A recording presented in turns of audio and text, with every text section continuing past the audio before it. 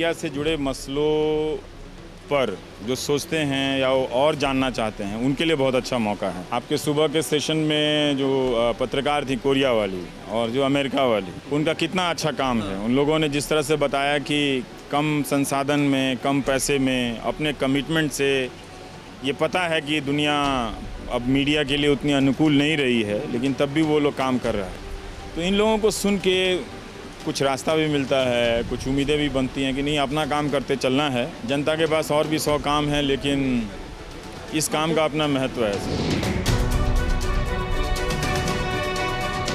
डर ये है कि मौज है हर किसी को, और ये सिर्फ दिल्ली के लेवल पे मत देखिए, राज्यों में भी यही हो गया है कि सरकार को ठीक से क्वेश्चन नहीं किया जा रहा। ये होता रहा है, अब ये होता रहा, इसके लाइसेंस पे ये सदा होता रहेगा। ये तो विचित्र तर्क है ना।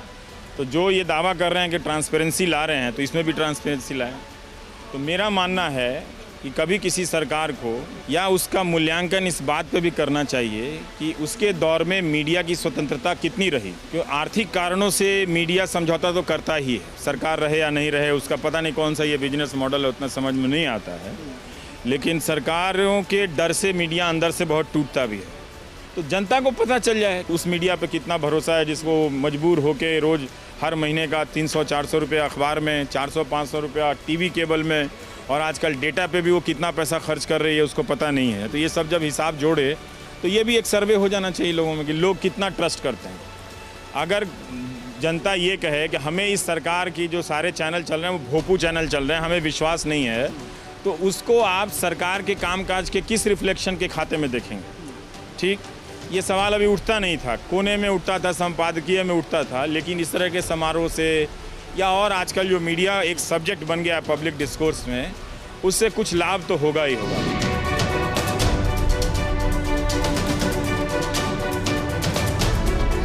देश के बहुत सारे पत्रकारों में एक अच्छी खूबी तो है कि वो पत्रकार रहना चाहते हैं।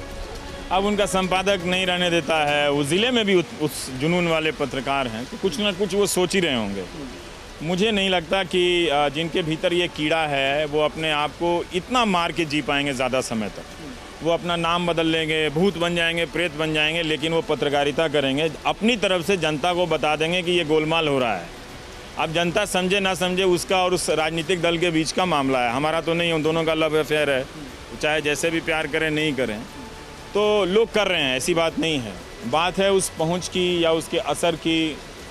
ज़्यादा बड़ी संख्या में वो उन चीज़ों को नहीं पहुंचने दिया जा रहा है या नहीं पहुंच पा रहे हैं। पर जैसे जैसे पहुंचता है लोग क्रिटिकल तो होते हैं, ऐसी बात नहीं है, लोगों में बुराई नहीं है। लोगों को अगर अच्छा अखबार पढ़ने को मिल जाए या उसी अखबार में मिल जाए तो वो सोचते हैं, उन्होंने दिल दिया है, दिमाग थोड़ी दे दिया है सरकार को।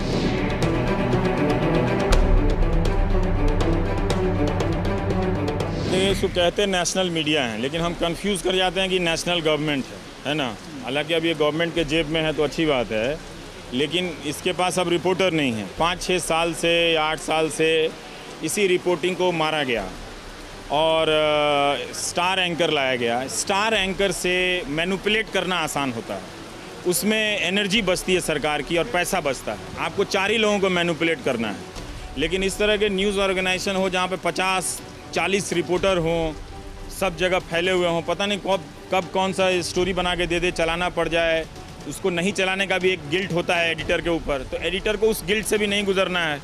उसको एक फर्जी टॉपिक ले आना है, राष्ट्रवाद से जुड़ा हुआ, उस पर दिन रात बहस करनी है। ठीक है, तो राष्ट्रवाद से जब बहस करनी है तो सरकार से करोगे ना भाई, जनता थोड़ी देशद्रोही हो गई है।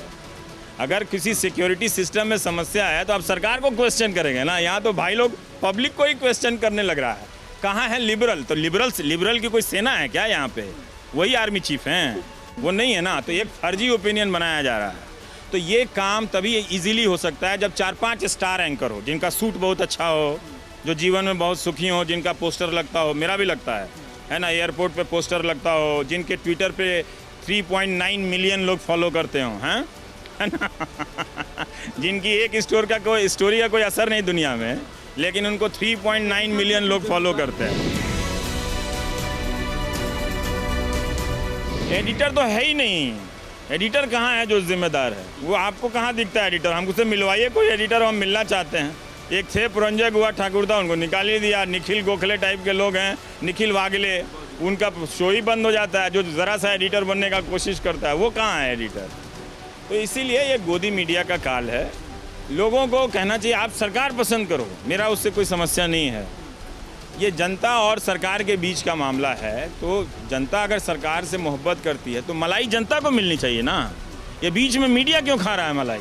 मेरा इससे प्रॉब्लम है कि वोट दे रही है पब्लिक, दिन रात जनता को दिल में उतार रही है पब्लिक, और उसके नाम पे मीडिया मलाई खा जा रहा है।